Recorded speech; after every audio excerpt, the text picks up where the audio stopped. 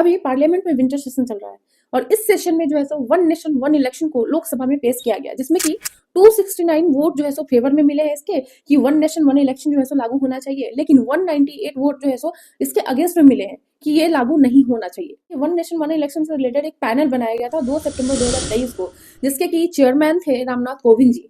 Total 191 दिन तक इस पे बातचीत हुई, इस छानबीन हुई, ये सारी चीजें होने के बाद राष्ट्रपति द्रौपदी मुर्मू जी को रिपोर्ट सौंपी गई थी मार्च 2024 में। और ये रिपोर्ट जो थी टोटल 18,626 पेजेस की थी। बहुत सारे स्टेक होल्डर्स और एक्सपर्ट्स से चर्चा के बाद ये रिपोर्ट जो है बनाई गई थी कि one nation one election implement होना चाहिए कि नहीं होना चाहिए। बहुत सारे कंट्रीज को देखा गया, बहुत सारे लोगों से बातचीत हुई, जमीनी लेवल पे बातचीत हुई कि ये इंप्लीमेंट होना चाहिए कि नहीं होना चाहिए। तो ये सारी चीजें चली। मार्च में जो है ये रिपोर्ट द्रौपदी मुर्मू जी को सौंप दी गई थी। उसके बाद जो है सितंबर में इसको अप्रूवल भी मिला सरकार की तरफ से और रामनाथ कोविंद जी की अगुवाई में 8 मेंबर कमेटी भी बनाई गई थी इसके रिलेटेड। तो अब ये क्वेश्चन आता है कि बहुत सारे जो अपोजिशन लीडर है वो इसका विरोध कर रहे हैं कि वन नेशन वन इलेक्शन जो है इंडिया में इंप्लीमेंट नहीं होना चाहिए, लेकिन बहुत सारे लीडर जो है वो सपोर्ट भी कर रहे हैं इस चीज का कि हाँ वन नेशन वन इलेक्शन जो है इंप्लीमेंट करना चाहिए। तो आइए डिस्कस करते हैं कि वन नेशन वन इलेक्शन जो है क्या आखिर में।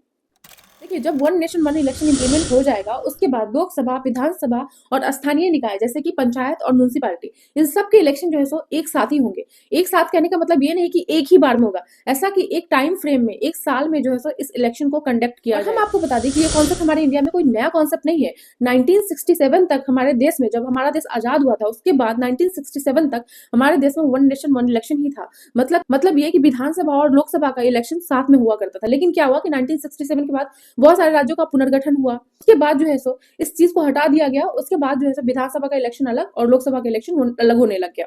लेकिन फिर से जब नरेंद्र मोदी जी जब इलेक्शन लड़ रहे थे लोकसभा के, तो उनके मैनिफेस्टो में वन नेशन वन इलेक्शन शामिल था कि अगर वो सरकार बनेंगे तो वन नेशन वन इलेक्शन को वो लागू करेंगे। और इंडिया कोई अकेला ऐसा कंट्री नहीं है जो वन नेशन वन इलेक्शन को सपोर्ट कर रहा है, जो डिमांड कर रहा है। बहुत सारे ऐसे कंट्री है जैसे कि Sweden, Belgium, Japan, Germany, Philippines, Indonesia and south Africa, ये सारी कंट्री है जहाँ पे वन नेशन वन इलेक्शन जो है ऑलरेडी इंप्लीमेंटेड है। लेकिन हम आपको बता दें कि हमारे जो इंडिया का आबादी है उतना पॉपुलेशन वहाँ पे नहीं है।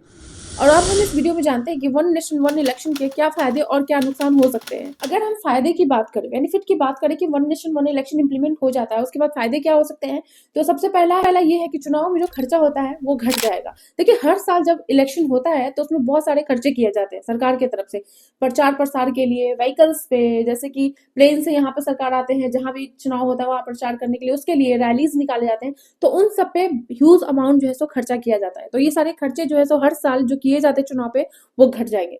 दूसरा फायदा ये है कि जब भी चुनाव होता है तो आचार संहिता लग जाता है, मॉडल कोड ऑफ कंडक्ट लग जाता है, जिसके कारण सरकार कोई भी काम नहीं कर सकती है।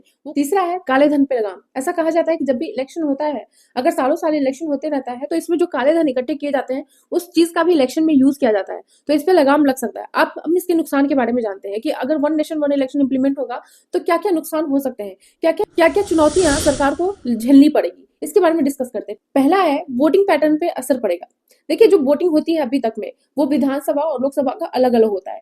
तो जब एक साथ चुनाव होंगे सभी पे, तो उसका जो वोटिंग पैटर्न होगा, जिसके लिए जैसे कि लोकसभा का अलग जो है रजिस्टर मेंटेन करना पड़ेगा, विधानसभा का अलग करना पड़ेगा, और भी बहुत सारी चीजें, इससे असर पड़ेगा इस पे। दूसरा नुकसान ये है कि ऐसा कहा जाता है कि छोटी पार्टियों पे इसका खतरा होगा, क्योंकि जब लोकसभा और विधानसभा का एक साथ इलेक्शन होगा तो जो बड़ी बड़ी पार्टी है उसको इस चीज में फेवर मिलेगी कि लोग जब वोट देने जाएंगे तो हो सकता है कि लोग अगर बीजेपी के साथ है तो सिर्फ बीजेपी को ही वोट देंगे, अगर उसके अगेंस्ट है तो कांग्रेस को वोट मिलेगा, या फिर जो भी पार्टी जो है इसके अस्तित्व में है उसको वोट मिलेगा। तो इससे छोटी पार्टियों पे जो है खतरा भी है। और तीसरी चुनौती ये है कि जब अगर वन नेशन वन इलेक्शन अगर इंप्लीमेंट होता है तो हमें बहुत सारे संसाधन की जरूरत पड़ेगी। संसाधन मीन्स क्या, ईवीएम्स हो गए, या फिर वीवीपैट हो गया, या फिर जो फोर्स डिप्लॉय होती है इलेक्शन के टाइम में, तो उन सारी चीजों की ह्यूज मात्रा में जरूरत पड़ेगी, जो कि अभी हमारे पास अवेलेबल नहीं है। खर्च और लगेंगे, बहुत ईवीएम बनाने पड़ेंगे, बहुत सारे वीवीपैट बनाने पड़ेंगे, बहुत सारे जो है इलेक्शन बूथ जो होता है जहाँ पे इलेक्शन होता है उस चीज को भी देखना पड़ेगा, बहुत लोगों की जरूरत भी होगी, जो कि चुनाव कंडक्ट करवाते हैं उनकी भी जरूरत होगी, और फोर्स भी बहुत ह्यूज मात्रा में जरूरत पड़ेगी। तो ये भी जो है चैलेंजेस है जो कि सरकार के सामने में है। चौथा ये चैलेंज है कि हमारे कॉन्स्टिट्यूशन में बहुत सारे अमेंडमेंट करने की जरूरत पड़ेगी। तो ये सारे चैलेंजेस जो है वो सरकार के सामने में है, और क्या फायदे हो सकते हैं इससे वो भी मैंने आपको बताया। तो आई होप आपको ये वीडियो जो है सो इन्फॉर्मेटिव लगा होगा। अगर आपको इन्फॉर्मेटिव लगा तो प्लीज मेरे चैनल को सब्सक्राइब करें। मिलती हूँ मैं आपसे नेक्स्ट वीडियो में, तब तक के लिए जय हिंद।